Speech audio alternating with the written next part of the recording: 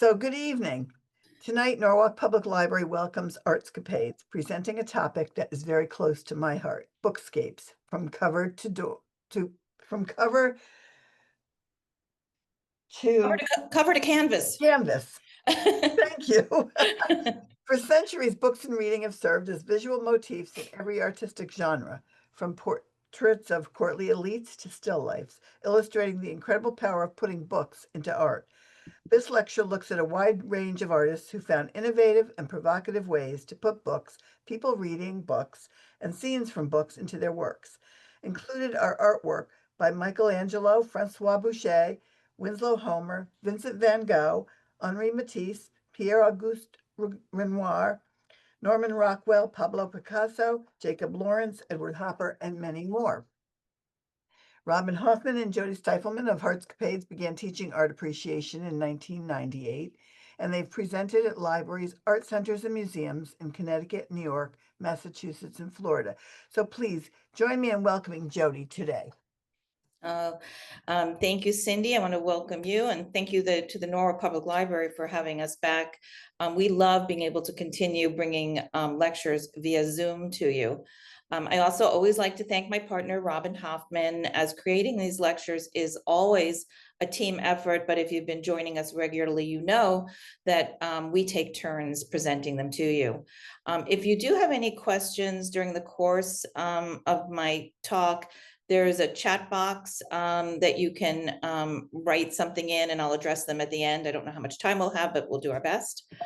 So as Cindy just shared, tonight's lecture, Bookscapes from Cover to Canvas, looks at how books have been portrayed in art, and we'll cover a wide range of artists who found innovative and provocative ways to put books and people reading books into their art.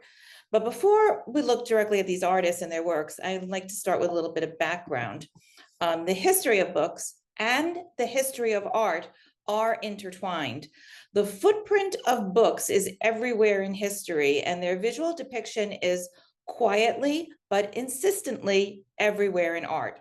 Artists have captured those moments, offering a window into how people have read books throughout history. So here we see a woman holding a codex, which was an ancestor of the book. It was made with sheets of vellum, papyrus, or other materials, and the term codex is often used for ancient books with handwritten contents. More books survive from the Middle Ages than any other artistic medium. Scholars refer to the handmade books of the Middle Ages as manuscripts, and books that contain artistic decoration, like the one we see here, are called illuminated manuscripts. And manuscripts that survive from the European Middle Ages are generally religious books that reflect the canon, doctrine, and practices of Christianity, though there are Jewish and Muslim books and other type of books that survive from this time period as well. So here we're looking at Jesus's apostles witnessing the miraculous assumption of the Virgin into heaven, and the scene is radically transformed by the depiction of a monstrous green dragon whose body forms the letter A, which is what begins this chant. The first books were printed in China using block printing as far back as 868 AD. In Europe, Johann Gutenberg was the first to print a book in 1439. And just over 15 years later, using movable type, he would go on to produce what we refer to as the Gutenberg Bible. And this marks the entry of the book into the industrial age. The Western book was no longer a single object written or reproduced by request, but could be mass produced. And while the original printed book was a religious work, the printing press would go on to bring other books to the public over time. Books have appeared in many ways in art, and we'll be looking at a variety of ways that they have been shown, beginning with religious texts. Early paintings that include books typically included the Bible or other religious texts, as they were the first printed materials. Botticelli includes an illuminated manuscript in this portrait of the Madonna. Mary and the Christ child are seated by a window in the corner of a room, and she holds a book of hours, which were prayer books for laymen. From the 14th to the mid-16th century, more books of hours were made than any other type of book. No two are exactly alike, although they share one group of devotions.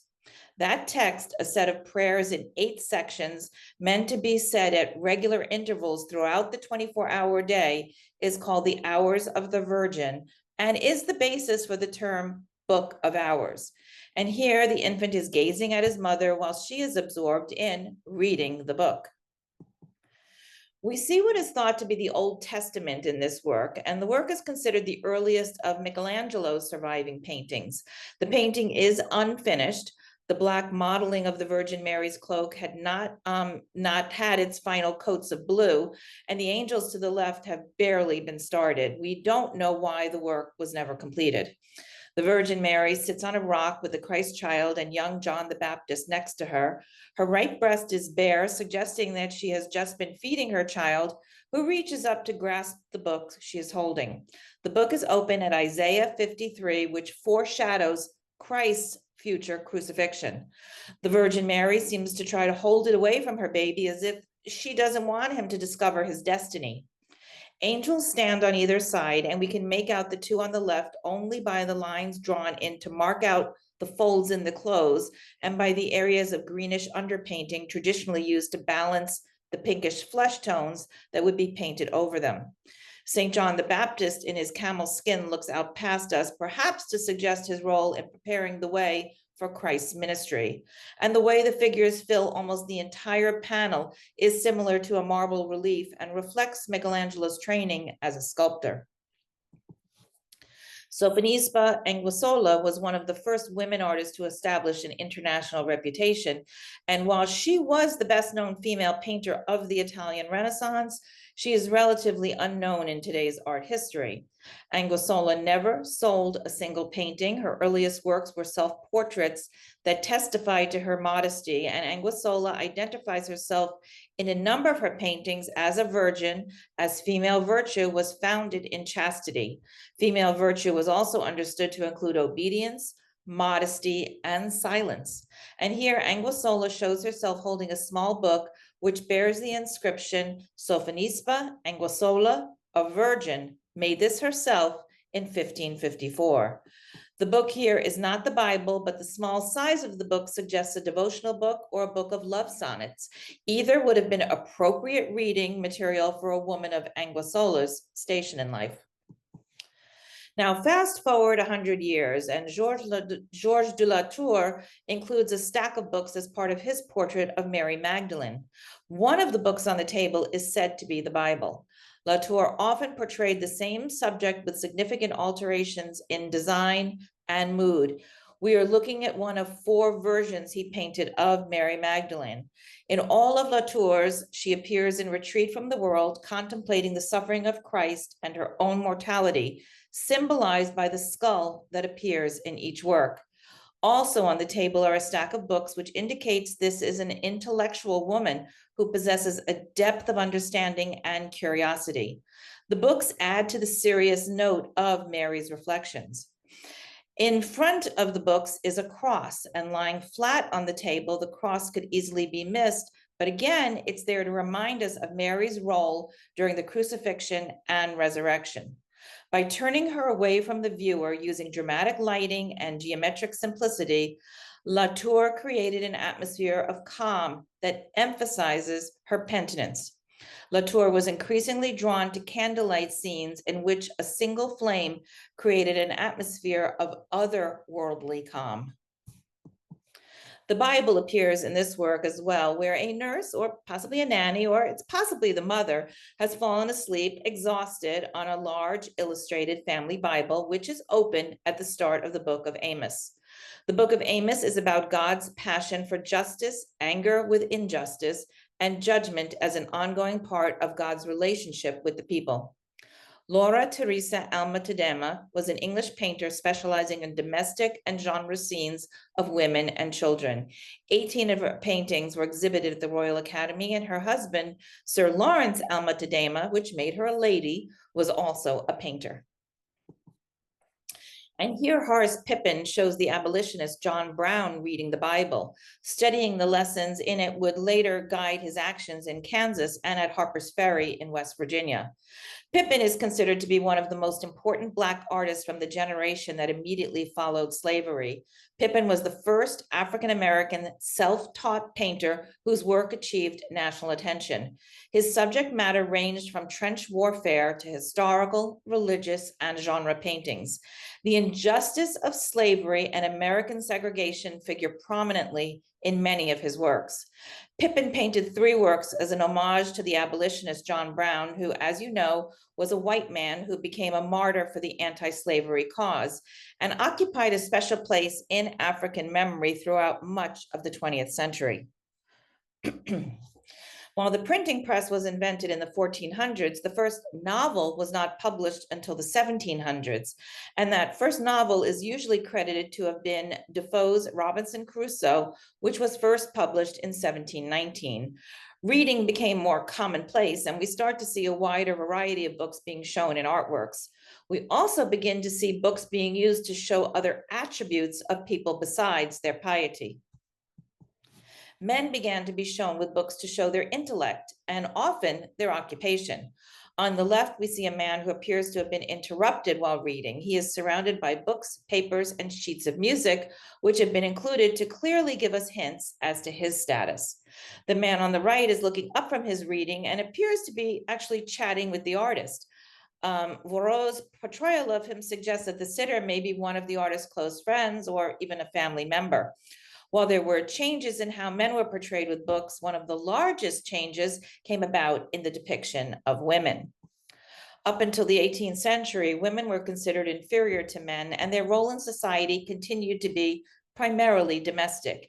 However, during the Age of Enlightenment, the development of ideas like individualism and rationality started to challenge the role of women in society.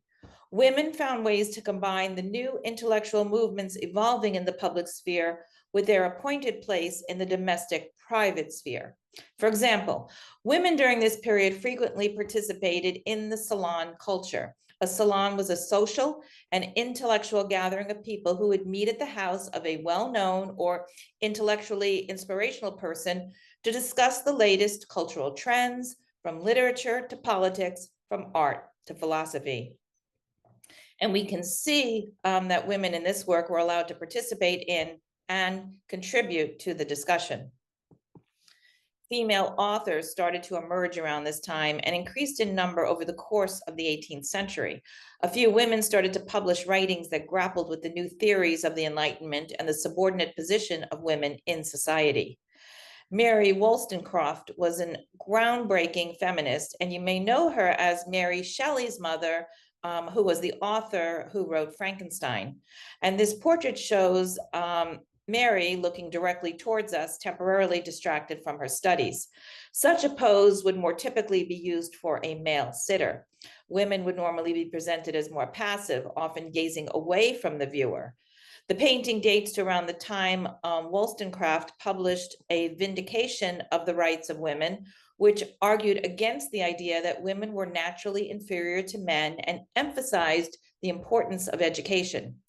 According to Wollstonecraft, women were important in educating children and, as a result, consequential in furthering the strength of the nation. She believed that women should receive a level of education that matched their social standing so that they could be both ornamental figures and intellectual companions for their husbands. Wollstonecraft did not call for equal rights between men and women. She still maintained that women were naturally suited for lives as wives and mothers. And today, Wollstonecraft is considered a proto-feminist. She is not considered a modern feminist, in part because the concept of feminism did not exist during her lifetime. In this life-size portrait, Francois Boucher shows Madame de Pompadour reading in her salon, surrounded by shelves of books, presenting her as an active intellectual and not simply as Louis XV's mistress. Madame de Pompadour was the chief mistress of Louis XV from 1745 to 1751 and remained influential in the French royal court and was Louis XV's favorite mistress until her death. Pompadour was an influential patron of the arts who played a central role in making Paris the capital of taste and culture in Europe. She attained this influence through the appointments to leadership positions related to the arts and by controlling government policy and expenditures for the arts. She greatly influenced and stimulated the artistic style known as Rococo. And this portrait by Elizabeth Louise Vigée-Lebrun shows a woman using her thumb to keep her place in the middle of a book, as if she's been interrupted while reading. Vigée-Lebrun adopted this obvious gesture often used in men's portraits to illustrate women's importance in French Enlightenment circles. The sitter, Victoire Pauline de Roget de Carmack, was an aristocrat, and her status improved when she married Jean-Louis Vicomte de Vaudreuil in 1781. She is posed in front of a landscape, smiling slightly. The Vicomtesse looks candidly out at the viewer. Vigée-Lebrun emphasized not only the sitter's intellect, but also her status and refinement by carefully depicting her fashionable straw hat, silk dress, and gauze scarf, collar, and cuffs. The portrayal of women with books to show their intellectual nature continued well beyond the Age of Enlightenment, as we see in this 19th century portrait by Ami Phillips. Phillips painted for more than 50 years, producing as many as 2,000 portraits in so many different styles that his works were once thought to be by several different artists. Currently, at least 500 works can be attributed to him, most sharing the characteristics of plain backgrounds, strongly contrasting light and dark elements, and awkwardly constructed figures. Phillips is considered a self-taught artist. By the time he was 21, Phillips was already traveling as an artist through Western Connecticut, Massachusetts, New York, which was a pattern he would continue over the next 50 years. But unlike many itinerant artists who travel constantly, Phillips established himself in a community and then painted in the area for a period of years. And this gave him a familiarity with his clients that we can see in his paintings. Here, in a pair of pendant portraits, Phillips depicted a prominent couple from Dutchess County.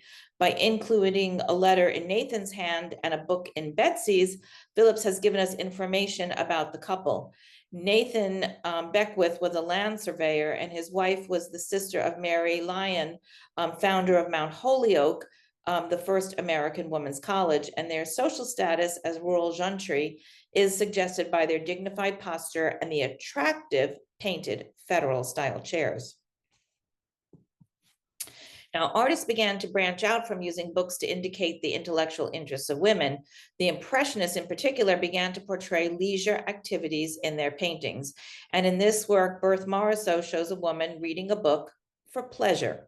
It is a common Impressionist subject, a contemporary woman in a park enjoying a leisure activity. This woman is Morisot's sister Edme. However, Morisot did not paint this as a portrait. Her principal concern was to show a figure in a natural outdoor setting. While reading had become more commonplace, reading and leisurely activities were seen as unproductive tasks by some, thought to be a waste of time for women whose minds should not wander. According to cultural critics of the time, reading immersed women within their own minds and kept them from being productive members of society. Homer's depiction of this young woman immersed in a novel contradicts and almost defies that conservative thought. It was a subject near and dear to Homer, as he produced several paintings of women reading during the 1870s. This girl is propped up on her right side, laying on dandelion-covered grass. Her eyelids look closed, but we understand that she is simply absorbed in her novel. The girl is not engaged in productive activity at all. She is consumed with inner life that leaves her unavailable to responsibilities, family, and potential suitors. She's gone into the world of her imagination, a dangerous place for women to be in the 1870s. Opening a woman's mind to imagination was tantamount to opening Pandora's box. This young woman may be going to hell, but Homer is enchanted by her, and it is thought that he and this woman were romantically linked at some point, perhaps an unrequited love. It is a deeply intimate portrait, and Homer seems to be spying on her, enjoying the scene as a voyeur, enraptured by the young girl's complete lack of self-consciousness. Books also appeared in Japanese ukiyo-e prints, and here we see a woman with a book who looks annoyed that someone or something is distracting her when, as the title says, she is eager to read the next volume in the series. Now, this mother seems very intent on her reading. She may be catching some time to read her book while her child sleeps in her arms, and perhaps it's the only time she has to immerse herself in her book. Maybe she had been reading out loud to make the child fall asleep so that she could have some time to herself. The question is open. Albert Anker was a Swiss painter and illustrator who has been called the national painter of Switzerland because of his enduringly popular depictions of 19th century Swiss village life. And clearly, the woman here is enjoying the book. Being immersed in books or transported by them has also been portrayed in art. These children seem entranced by the fairy tales that they are reading. Walter Ferl was a 19th century German figurative painter. His works, often genre or religious scenes, depicted figures poised next to windows with dramatic lights sweeping over them. And this is one of his most celebrated works. And we're looking at 3 children bathed in golden light, sitting on a sofa, reading stories from an old book. Now, Ferl favored dark painted scenes with unique sources of light. And here on the left, we see 2 more children reading a book, a picture book. And in the work on the right, an older woman is bathed in a similar light, and she's reading a devotional. After settling in Munich, Ferl was embraced by the painting community and became a member of the Munich Artists Society. He not only painted portraits like the ones we see here, but he also painted portraits of members of the Bavarian royal family. In this work, Norman Rockwell shows a boy completely engrossed in an adventure story. The boy is with his patient dog, and he's wearing his cozy slippers. He is reading a story about knights and castles, and he is the knight in his imagination. The boy's cowlick connects him to himself as a knight with a helmet and feather plumes. In a book, any person or any kid can see themselves doing anything: go to space, climb Everest, or slay the dragon and save the damsel. We see other books near the boy. Clearly, he has lots more books to look forward to and is settled in with a snack for a long reading session. Now, in 1923, eating while reading would likely be considered as indulgent. So it is a clue that this boy is engrossed in his story. Rockwell was only 29 years old when he painted this image. He loved being read to as a boy, and we can imagine his own experience inspired him.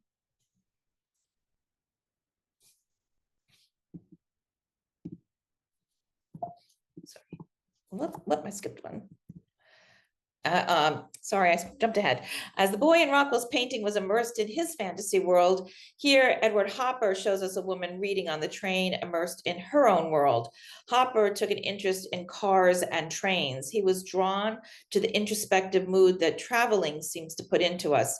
Hopper captured the atmosphere in half-empty carriages, making their way across a landscape. The silence that reigns inside while the wheels beat in rhythm against the rails outside, the dreaminess fostered by the noise, and the view from the windows. It's a dreaminess in which we seem to stand outside our normal selves and have access to thoughts and memories that may not emerge in more settled circumstances. This woman seems in such a frame of mind, reading her book and shifting her gaze between the carriage and the view.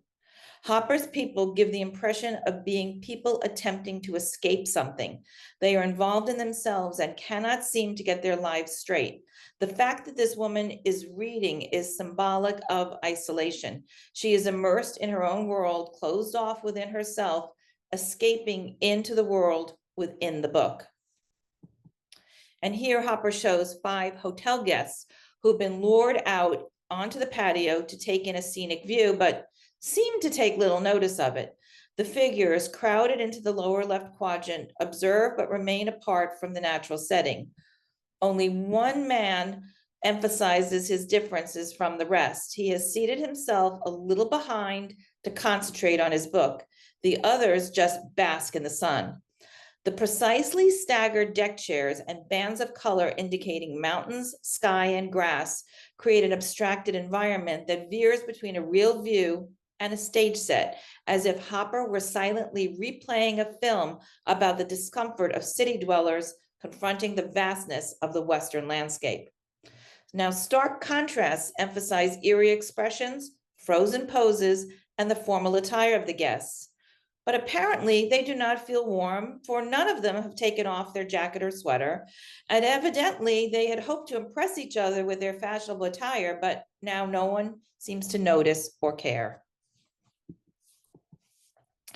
Not all readers are engrossed in their books. Here, Van Gogh shows us Marie Genois, the proprietress of the Café de la Gare in Arles. She is shown staring off away from the book she has in her hand.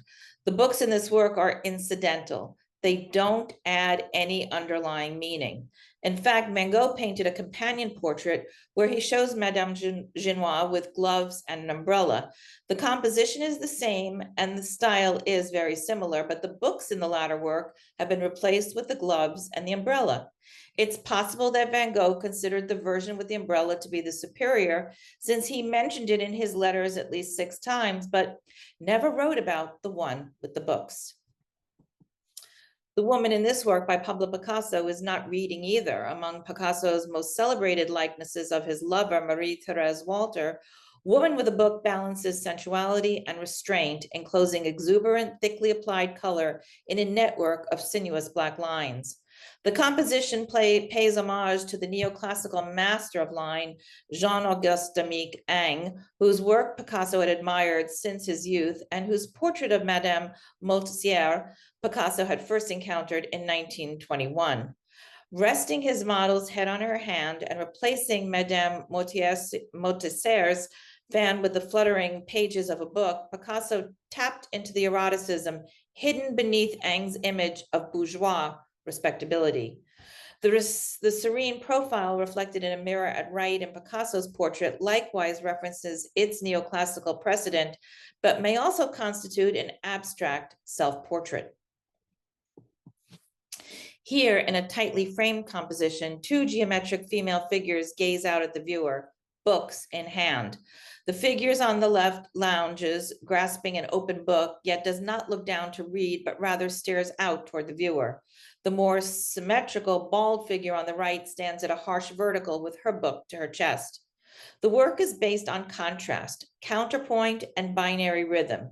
Women on a geometrical background, one with hair done, naked and lying down, the other bald, upright, and dressed. Here, Leger applied his principle of the object figure, where the human is no longer considered in an emotional manner, but as an artistic value at the service of modernity. The books are props, serving to add humanity to the work, and the red color of the books draws our eye to the center of the painting. As France tried to recover from the devastation of the First World War, Leger's positive feelings about technology produced depersonalized figures that were nevertheless humanized by the ever-comforting books that they held. Up until now, we've been looking at people reading books in paintings, but let's look now at how books were shown in other ways. We can assume that we were getting a pretty accurate impression of how an Amsterdam bookstore around 1820 looked because this work was done on commission.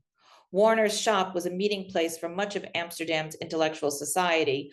Warner's was a book dealer, publisher, and printer, and these activities are reflected in the full bookcases, the hanging banner, new reams of paper, and the printing press on the floor. Johan Jelgerhus made an effort to minutely depict its details. He truthfully portrayed Warner's and his customers, the numerous bookshelves, the friezes with allegorical scenes, and the exterior. Now, the artist knew the store very well, as it happens. Jelgerhus was not only a painter, but also a celebrated actor, and Warner's published a manual for actors that he had written.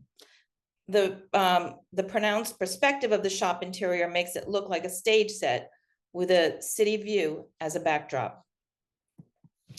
The Bookworm is a painting by the German artist and poet Karl Spitzweg, and it is typical of Spitzweg's humorous anecdotal style. It is representative of the introspective and conservative mood in Europe during the period between the end of the Napoleonic Wars and the revolutions of 1848, but at the same time pokes fun at those attitudes by embodying them in the fusty old scholar unconcerned with the affairs of the mundane world. We are looking at an untidily dressed elderly bibliophile standing on top of a library ladder with several large volumes jammed under his arms and between his legs as he peers short-sightedly at a book. Unaware of his apparent princely surroundings, he is totally absorbed in his research. A handkerchief carelessly tucked in trails from his back pocket. His black knee breeches suggest a courtly status. The intensity with which he stares at his book in the dusty, old, once glorious library with its frescoed ceiling mirrors the inward-looking attitudes and return to the conservative values that affected Europe during this period. Rockwell's bookworm was modeled after that of Carl Spitzweg. Rockwell was strongly influenced by the German Romantic painters. He had 3 books on Spitzweg in his personal library and numerous others covering the Romantic period. Rockwell created this work as a cover piece for the August 14th, 1926 issue of the Saturday Evening Post. And the viewer quickly realizes that the subject's errands have been interrupted as he browses art titles found at a local bookstall. A personification of the absent-minded professor, Rockwell's bookworm appears lost in thought as he is consumed by the book held just mere inches from his face. It is unlikely that he will stay on task. With coat buttoned incorrectly, wearing mismatched shoes, despite the string around his finger and the note in his basket reading, "Don't forget matches and cheese." A French classicist, Jean-Louis Ernest Messnier, was well known for his romanticized portrayals of historic figures, including Napoleon, and this small painting is titled "The Bibliophile," referring to a person who loves, and in this case also collects, books. While the man here is not identified, a work of this type would usually be painted of a specific person to show that the person was an intellectual and had the means to have a personal library. Harriet Backer started her career with the desire to become a portrait painter. She painted many friends and acquaintances and also received portrait commissions, but it is for her interior scenes that she has become best known. Thorvald Bach was a book collector famous for having the largest private library in all of Oslo at the time, as chronicled here by Backer. And this can almost be said to be a portrait of Bock, as his book collection is what made him famous. This is one of Backer's few interiors which is void of people, here replaced by books from floor to ceiling. The intricate detail of their many spines, the furniture, and other decorations contrasts markedly with the bare floorboards in the foreground. Throughout Backer's 50-year career, women's rights changed radically. Being a woman and an artist became accepted. Backer was talented and determined, inspiring a new generation of women and men in the Norwegian art world. Now, what would libraries be without librarians? And this amusing portrait from 1566 was very avant-garde for the time. This work has become a fixture in the visual history of the library profession. It is thought to be a portrait of Wolfgang Laesius, a humanist and historian who served Holy Roman emperors of the House of Habsburg. Giuseppe Acraboldo created a number of portraits of people by painting an assemblage of objects such as fruits and vegetables, flowers, or in the case of the librarian, books. The objects typically had some connection to the person's life. And this work has been interpreted as both a celebration and a satirical mocking of librarians and scholarship. It may not be about librarians at all, but may be specifically a parody of materialistic books, collectors more interested in acquiring books than in reading them. So the first public library opened in 1833 in Petersboro, New Hampshire. From 1870 to 1930, public libraries emerged as widespread and enduring American institutions. Teresa Bernstein shows a view of a reading room in a public library, a very different view of a library than the ones we've been looking at. Instead of it being for a single person's enjoyment, a library has become a public place open to all. Bernstein had an artistic career which lasted over 90 years and spanned the entire 20th century. Her paintings focused on the range of human activities around her, and here she focuses on book lovers in a public library. Bernstein often showed figures who are shoulder to shoulder, but among those gathered, one or more individuals typically stand out. And here we are drawn to this central figure with the light shining on his expansive forehead, his eyes firmly on the book he is reading. This view of a library by Jacob Lawrence is the 28th image in a group of 30 called the Harlem series. This painting depicts the 124th Street branch of the New York Public Library located in the heart of Lawrence's Harlem neighborhood. Libraries were vital centers of learning and culture for the community, and for Lawrence, who visited them frequently and painted them many times. Like his peers, Lawrence learned about African American history and culture in libraries, since it was not taught in public schools at the time. His research deepened his understanding of his own background and also provided rich subject matter for his art. Here, three people sit at a table surrounded by colorful books that fill bright green shelves. Tall arched windows frame the blue sky outside, flooding the room with light and reminding us of the worlds that books open for their readers. The books are stacked in different ways so that their red, yellow, blue, and black spines create different patterns with vertical, horizontal, and diagonal lines. The people lean forward, absorbed by their reading. Each person reads to themselves with their eyes focused on their book. However, they sit together and share a common purpose. Many of the people in Lawrence's paintings are anonymous, which allowed his art to resonate with African Americans living all across the country. This colorful view of a crowded reading room may show the 135th Street Library, now the Schomburg Center for Research in Black Culture, where the country's first significant collection of African American literature, history, and prints opened in 1925. And here, everybody appears absorbed in their books, and the standing figure in the front, looking at African art, may represent Lawrence as a young man delving deeper into his heritage. In this library, almost every chair is full with people struggling to maintain concentration. Some have even fallen asleep. And note that Lawrence has again limited his palette to shades of brown with splashes of blue, red, and green mixed in. So up until this point, we've been looking primarily at works that show people interacting with books. Artists also chose to use books as the subjects of still lifes. In the 1600s, the Dutch were well known for still life paintings. Jan Davids de Heem is generally regarded as one of the most important still life painters of the Golden Age. At the time, still lifes featuring books were extremely popular. Books were regarded as a source of wisdom and knowledge. Books and musical instruments were both very expensive items and were used to warn of the futility of worldly pursuits. Educated viewers would have recognized the titles of the books on the table and understood that their central theme was the concept of fate. This added a deeper level to de Heem's still life. One of the books is an unbound copy of G.A. Bordero's The Tragedy of Roderick and Alphonsus. The characters make a series of ill-formed judgments. De Heem chose his subject carefully, a story of vanity embedded in an image of vanity. The painting serves as an unequivocal warning, or more likely a prophecy. Every attempt to account for ourselves, especially on paper, will prove woefully inadequate. Early in his career, Henri Matisse painted still lifes and landscapes in the traditional Dutch style. Most of these early works employ a dark palette and tend to be a bit gloomy. Matisse painted this work when he was only 21. The candle was a typical prop in a still life used to signify the brevity of life. The books in Matisse's paintings are leather bound, made to fit someone's library. And late in the 19th century, images started to appear on covers to give us an idea of a book's content.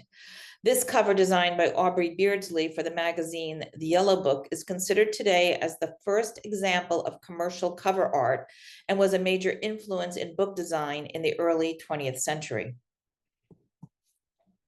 Vincent van Gogh worked in a style very different from that of Dutch still lifes. This still life is an ode to modern French literature. The books with yellow covers are not immediately identifiable to 21st century viewers, but Van Gogh's contemporaries recognized them as modern French paperbacks. The open book in the foreground invites the viewer to come and read. Van Gogh was a voracious reader, and through his letters reveals his eclectic preferences of literature and poetry. Van Gogh wrote of his, quote, irresistible passion for books, and found fulfillment in both Shakespearean history as well as a Hugo epic. Given his great love for books and reading, it's not surprising that Van Gogh would choose to paint books several times throughout his career. Of all the paintings on which Van Gogh depicted books, this is probably the most understated in terms of the book itself. Here, the single book is conveyed via thick brushstrokes and a vibrant pink color. Van Gogh had arrived in Arles in February of 1888 and was surprised to find the city covered in snow. Despite the cold, the early blossoming almond tree had already produced its flowers. Van Gogh took a branch back to his room and spent his first week in Arles painting still lifes that contained a blossoming almond branch. For Van Gogh, the almond blossom signified a new start. It is recognized as a symbol of bravery and courage, purity, hope, and love. Van Gogh sent this painting to his sister as a birthday present, saying, "It is my own duty to congratulate you on your birthday, as I should very much like to give you something of my work that will please you. I have set aside a little study of a book for you." Now, sometimes a painting features a specific book, or the painting actually shows a scene from a specific book. And here the woman is holding a copy of the most recent novel by Zola, La Debacle, published just that year, and we know that Theodore Robinson had already read it. Robinson, an American, went to Paris to study and ended up spending a great deal of time there. The model in the painting was Marie. She was Robinson's favorite model, but sadly for him, she was also the object of his unrequited love. And here Marie is fashionably dressed, seated on the stone foundation of the bridge. She is contemporary to the point of being topical, because in her hand is the book of the title.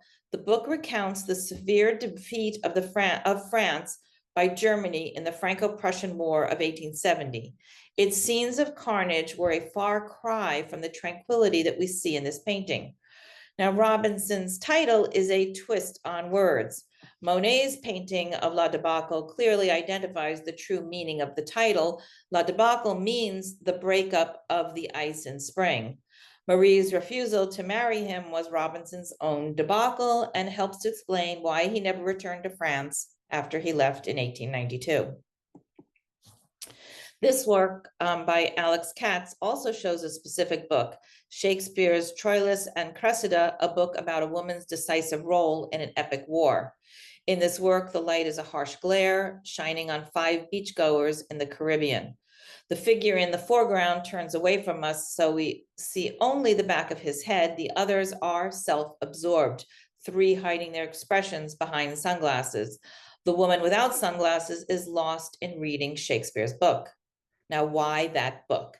Perhaps because it's a cynical, and it's a cynical about human relationships. The reference to it underlies the unease, the feeling of dislocation between Katz's figures.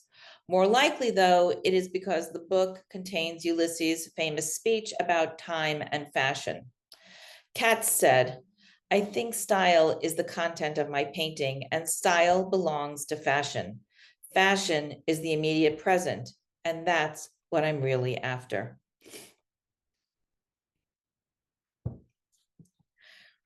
Now, when reading a book, it's not unusual that we can clearly visualize a scene from it. Artists are no different and often can express their admiration through artworks where literature meets painting. Literature in all its genres has inspired artists to retell a story with lines and color. Titian was an Italian Renaissance painter, considered the most important member of the 16th century Venetian school. And this work by Titian tells a story told by the classical authors Ovid and Catullus. The Cretan princess Ariadne has been abandoned on the Greek island of Naxos by Theseus, whose ship sails away in the distance to the far left. She is discovered on the shore by the god Bacchus, leading a procession of revelers in a chariot drawn by, of course, by 2 cheetahs. Bacchus is depicted in midair as he leaps out of the chariot to protect Ariadne from these beasts. While Bacchus falls in love with Ariadne at first sight, and later he throws Ariadne's crown into the air, immortalizing her as the constellation Corona Borealis, represented by the stars above her head. From a young age, Eugene Delacroix was a passionate theater goer. He first saw the tragedy of Hamlet in 1827 and was immediately fascinated with the characters. Delacroix decided to capture the most intriguing dialogue of this tragedy. He depicts the grave digger offering the skull to Hamlet as a signal that death is always approaching. The gloomy landscape and the clouds hiding the blue of the sky intensify the melancholy of the scene. We recognize that we are in the presence of death. Moments later, Hamlet hears a funeral procession approaching. He hides with Horatio, then sees Laertes, Ophelia's brother, and finally realizes that it is his beloved Ophelia who is dead. Hamlet then reveals himself and declares his love for her. Here, Delacroix was inspired by a novel by Sir Walter Scott, a favorite author of the French Romantics. And this painting, exhibited in the Salon of 1846, illustrates a scene from Scott's Ivanhoe. During the sack and burning of the castle of Fonteboeuf, which can be seen in flames in the background, Rebecca was carried off by two Saracen slaves at the command of the Christian knight Bois Gilbert, who had long coveted her. Delacroix placed his emphasis on color and movement. The color red leads the eye around the canvas, from the trim on the hats to the horse blanket opposite the red sleeve, down to the cloth on the ground, and an implied diagonal line created by the action in the painting reinforces a sense of movement. John William Waterhouse's famous painting represents the end of Alfred Lord Tennyson's 1832 poem of the same name. The Lady of Shalott was isolated in a tower in an island castle by a river which flowed to Camelot. She suffers from a mysterious curse and must continually weave images on her loom without ever looking directly out at the world. Instead, she looks into a mirror which reflects the busy road and the people of Camelot who pass by her island. However, when Sir Lancelot rode by, she looked away from the mirror and directly outside at him, which triggered a deadly curse over her life. Waterhouse depicts the Lady of Shalott sailing towards Camelot and her certain death. It illustrated these lines from part 4 of the poem. Waterhouse shows the Lady of Shalott letting go of the boat's chain while staring at a crucifix placed in front of 3 candles. The Lady Shalott's death is soon to come. Don Quixote is a story that combines adventure, drama, romance, comedy, and history. The novel begins with Don Quixote reading fictional books about knights and chivalry. As a result, Quixote loses his mind and vows to pursue a life of knighthood, much like he read in the fictional stories. He is burdened with the notion that he must revive chivalry in Spain and thus serve his nation by doing so. And here, side by side, are 2 versions of Don Quixote by 2 very well-known artists. In Honoré Dormier's painting, the thin figure of Don Quixote rides on his horse. He is dressed in his armor, wears a shield and a lance. His face is just an ochre-colored stain. His eyes, nose, and beard are missing. The figures of the rider and his horse are caricatures. Their appearance introduces an atmosphere of mysterious strangeness. In the background is a blurry shape visible on the horizon, believed to be the figure of his squire, Sancho Panza. On the right, Pablo Picasso painted Don Quixote sitting on his horse, and to his immediate right, we see Sancho Panza atop his donkey. While Picasso's pen strokes appear free and effortless, he has thoughtfully considered Don Quixote's physical appearance. Comparatively, Panza's body is vague and round, which helps convey the status of each character. Even without detailed faces, it is clear that Panza is looking up at Don Quixote, who is gazing straight ahead. Now, sometimes a book in its later life finds a new purpose. Some artists have actually given old books a second life, turning old books, dictionaries, and encyclopedias into wonderful sculptures. British artist Emma Taylor repurposes secondhand books to create intricate sculptures which give life to the ideas, information, or stories contained within the book's pages. The detailed forms which she creates appear to emerge directly from the pages as strips of text become nesting material for birds. Having always been happiest in nature, the natural world features heavily in Taylor's work.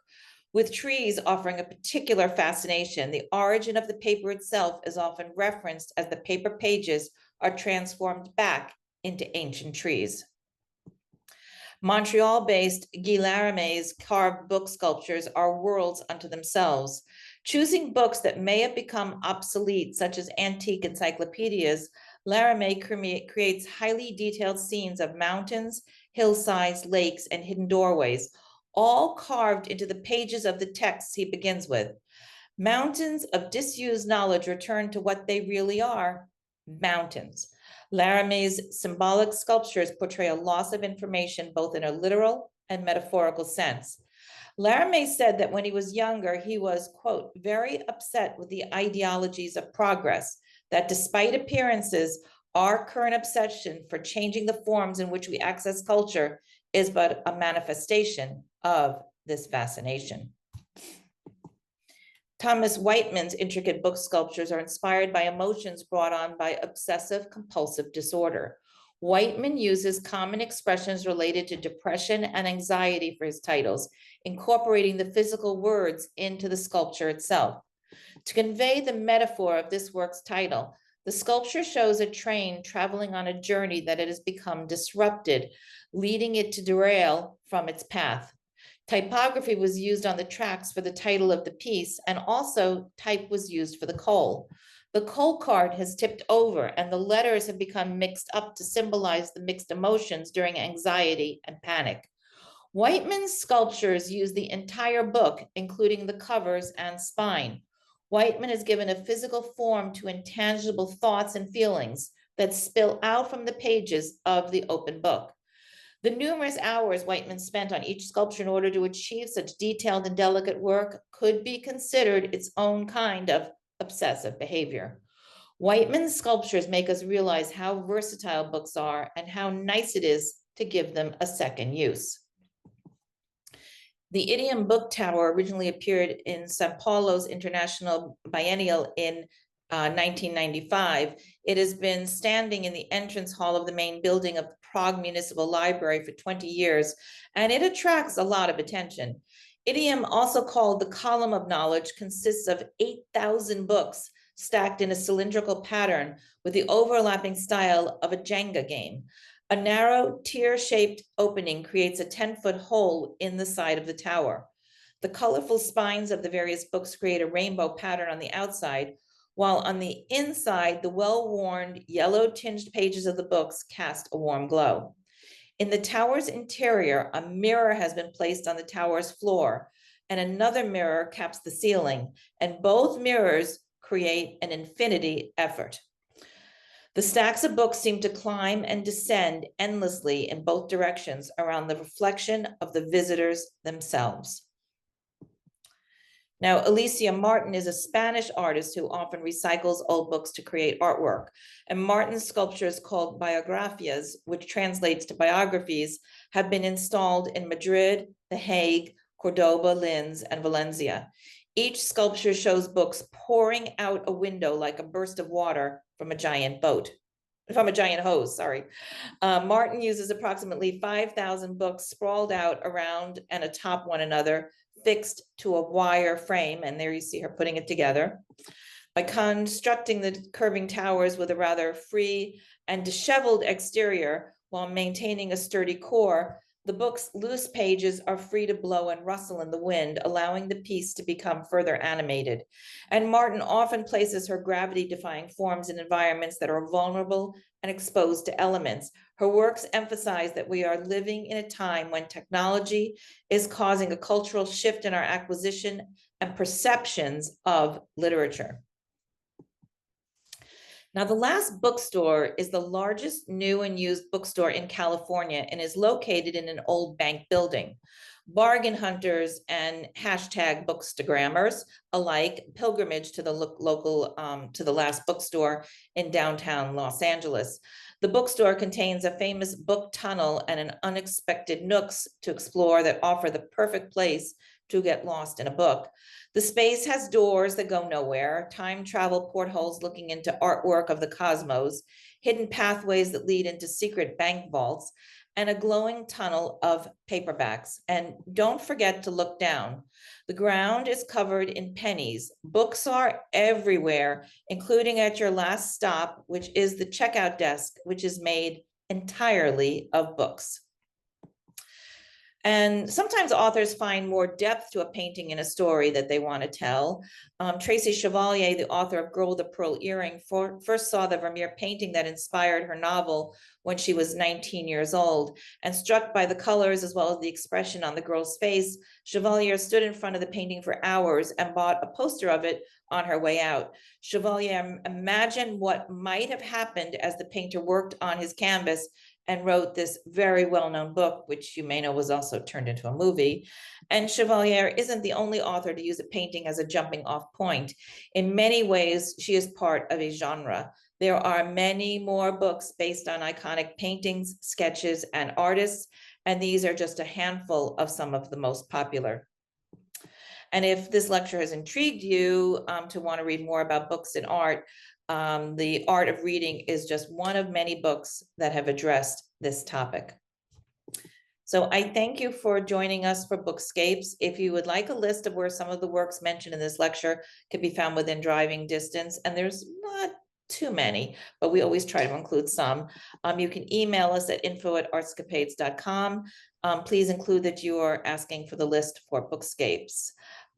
We will be back with you via Zoom on Wednesday, June 25th with Cityscapes. We're staying with our scapes. Cityscapes from Masters to Modernists has a look at how artists portrayed cities in their works, from 17th century realistic cityscapes to 20th century abstract metropolitan views.